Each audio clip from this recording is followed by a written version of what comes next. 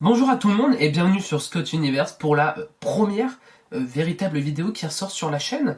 Voilà, donc en termes de première vidéo, je vais vous faire tout simplement en fait, la critique de Ant-Man et la Guêpe, Quantum Mania, qui est sorti milieu février.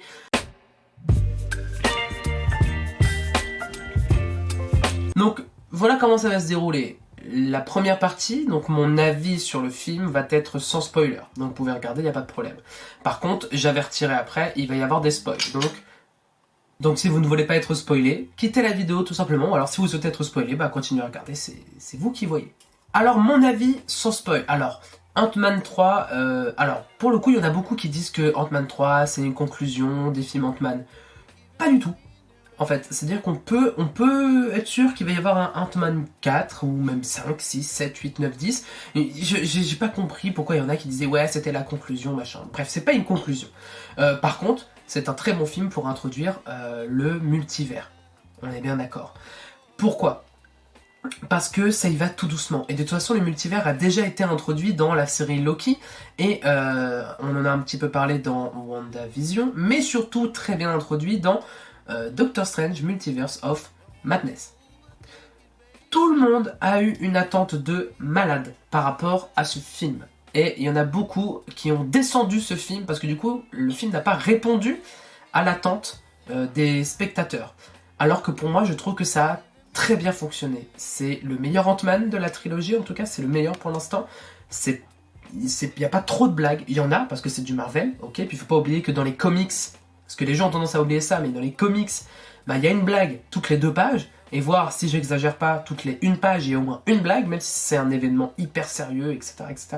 Donc dans les films, c'est normal qu'il y ait aussi des blagues, parce qu'en fait c'est l'univers Marvel de faire des blagues, de toujours relativiser, de rigoler, quoi. Voilà. En plus de ça, il y en a beaucoup qui ont descendu Kang, le méchant. Alors, sachez, aucun spoil, hein, mais je trouve Kang très bien introduit en fait dans le MCU, même s'il a déjà été introduit dans Loki. Là, il est encore mieux introduit. Il y en a beaucoup qui s'attendaient à un truc de malade. Et ben en fait, ça c'est tout le temps comme ça. Ils s'attendaient à un truc de fou. Ils n'ont pas eu ce qu'ils voulaient. Et du coup, ils ne font pas la part des choses. C'est-à-dire que vu qu'ils n'ont pas eu ce qu'ils voulaient, ils pensent que le film est nul. Et bah, il est pas si mauvais que ça. Il est vraiment bien, j'ai passé un bon moment, c'était très bien introduit, et je pense que les gens n'ont pas aimé, tout simplement parce qu'ils n'ont pas eu la fin qu'ils attendaient, tout simplement. Le personnage d'Ant-Man est très bien développé, le personnage de Cassie aussi est très bien développé. Il y a juste un petit truc pour moi qui me gêne, mais j'en reviendrai tout à l'heure encore, c'est Hank, Janet et Cassie qui servent pas à grand chose dans le film. Si ce n'est pour raviver un petit peu la flamme de père-fille entre Scott et sa fille du coup Cassie. Mais sinon, Janet et Hank, bon, encore Janet, oui, c'est compréhensible parce que du coup elle a déjà été dans le royaume quantique. Mais Hank et par exemple Hope, ils sont là. Ok, ce sont des personnages à part entière à part entière. Ah, j'ai pas menti. Mais ils n'ont s'ils n'avaient pas été là, je pense que ça aurait rien changé.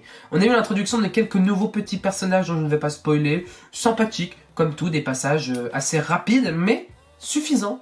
Pas besoin d'aller dans un truc de malade. Voilà. Il y en a beaucoup qui ont comparé Ant-Man 3 et Thor 4. Rien à voir. Rien à voir. Après, ça c'est mon avis, vous faites votre avis, mais c'est juste qu'il faut faire la part des choses en fait. C'est-à-dire qu'il y en a, encore une fois, je me répète, il y en a beaucoup qui se sont dit oui, ça va être le film de malade, ouais, bah il va y avoir Kang, nanana. Et ben en fait, Marvel il va tranquille. Et faut pas oublier que Thanos a été introduit en. Il est sorti en 2012, 2019, en moins de 10 ans. Il a été développé pendant 10 ans. Pourquoi il mettrait tout de suite Kang comme un grand malade dans le film? Non, laissez-le s'introduire. Les gens en fait ne connaissent pas Kang et ils ont envie tout de suite de voir de la grosse baston. N'oubliez pas que c'est aussi un film Ant-Man. On va pas mettre une baston relevant d'un film Avengers entre guillemets dans un film Ant-Man. Même si les combats sont vraiment cool, maintenant les effets spéciaux ça devient presque spectaculaire. Mais voilà, faut pas s'attendre à un truc de fou les gars, faut pas. Ça sert à rien, c'est un film qui suffit pour introduire la phase 5, qui est donc le multiverse. Tout simplement. Donc là on arrive dans la partie spoil. Donc ceux qui n'ont pas vu le film et qui ne souhaitent pas être spoilés, ne regardez pas la suite. En fait, tout simplement, arrêtez-vous. Et donc, n'hésitez pas à vous abonner. Les réseaux sociaux, tu connais. Voilà. Du coup, je vais parler de Ant-Man et de sa fille Cassie. Donc, la relation qu'ils ont en père et fille. Alors, Cassie, pendant tout le film, elle n'arrête pas de dire « Ah, papa, papa !» Elle fait voir en mode genre, elle sait rien faire. Bon, ils ont essayé de l'introduire comme une gamine, alors qu'elle a quand même inventé l'espèce de GPS pour le royaume quantique. Et la faire passer pour quelqu'un de ridicule dans le film, en mode ouais papa, oh là là j'ai peur, nanana. Ça va pas en fait, ça colle pas. Elle a inventé un GPS pour aller dans le royaume quantique, et après, quand elle combat, elle fait oh j'ai peur, oh. Non, ça colle pas. L'écriture, il y a un problème dedans en fait, il y a un souci dans l'écriture. Bon, après, ils ont effectivement mis le doigt dessus sur la relation entre Ant-Man et entre Scott Lang et sa fille du coup Cassie. On voit un peu plus la relation père-fille. Même si, encore une fois, je vais me répéter, si Cassie n'avait pas été là, je pense pas que ça n'aurait changé grand chose. Quoique, même si Kang a pris la fille de Ant-Man, qui du coup pour lui c'était quelque chose qui fait qu'il doit combattre, je pense que si ça avait été autre chose, je pense que ça aurait été la même chose. Ensuite, on va aller sur MODOK. Alors là, MODOK, ça a partagé énormément de personnes, voire même quasiment tout le monde, parce qu'en fait, tout le monde demandait un MODOK Accurate Comics, donc comme dans les comics. Donc en fait, dans les comics, tout simplement, MODOK, il a le visage d'un humain. Voilà. Et les gens ont demandé à ce que ce soit comme ça, et donc pas de la CGI. Parce que si tout va bien.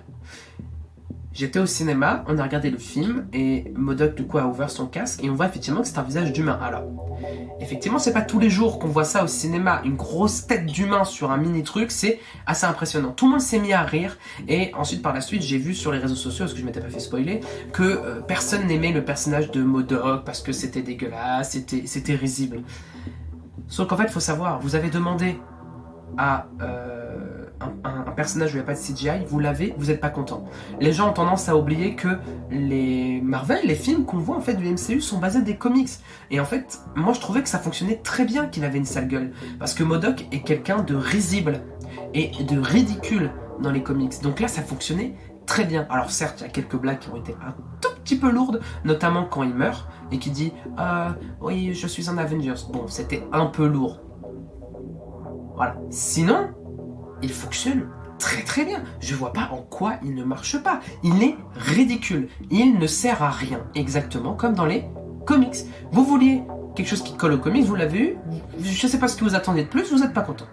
Je ne comprends pas. Donc, voilà. Après, que ce soit Darren, du coup, qui sont introduits en tant que MODOK, pourquoi pas, ça fonctionne bien. Tout le monde s'en doutait. Après, il meurt. Est-ce qu'il meurt vraiment ou non? Je trouve ça un peu bête de faire mourir le personnage de MODOK, même si pour introduire rien que ça, le personnage de MODOK, c'est très compliqué dans l'univers de Marvel. Je pense qu'ils ont quand même bien réussi à l'introduire dans Ant-Man 3 en fait, et que ça collait bien avec Yellow Jacket. Non, je trouve que ça colle plutôt bien. Alors après, est-ce qu'il va revenir ou non? Est-ce que ça va être une autre version de lui? On sait pas, on verra bien. Pour terminer, je vais parler de Kang. Alors, Kang. Ça... Eh ben moi je trouve que Kang est très bien introduit. Par Jonathan Major, si je dis pas de conneries, oui, il est très très bien introduit.